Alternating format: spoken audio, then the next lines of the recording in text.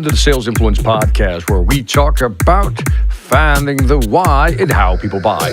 I'm your host, Victor Antonio. Thank you for joining me. Thank you for lending me those beautiful ears. Today, I want to get back to virtual engagement. And how do we get people, because the question I get is, Victor, how do you get people who still don't want to turn their camera on? How do you do it? So let's revisit this topic one more time. In order to solve this small dilemma, here's what you need to do.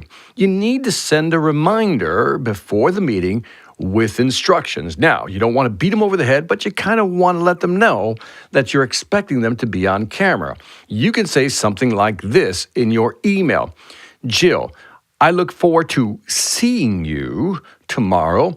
It'll be great to finally put a face with a name or voice.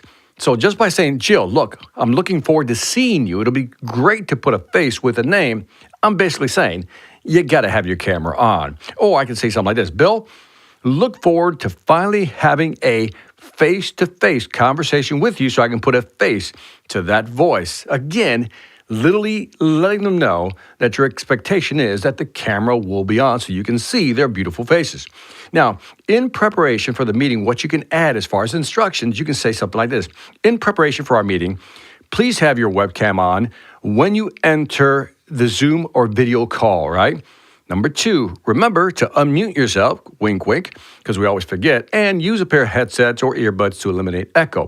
So in other words, by telling them what you're expecting them to do, people 9 times out of 10 will comply. So again, virtual engagement tip, send a reminder with instructions. I look forward to seeing you.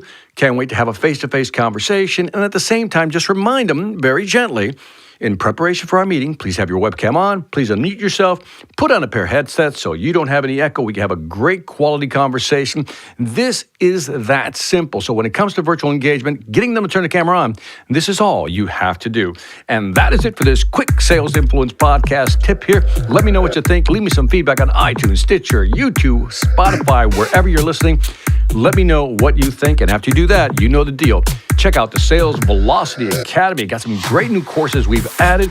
And again, every month we do something called Victor's Inner Circle for those of you who are members of the Sales Velocity Academy, where you can ask me anything you want and we can have great sales conversations. On that note, this is Victor Antonio, always reminding you, selling ain't hard when you tell them to turn on their camera, and they do, and you know how. Take care.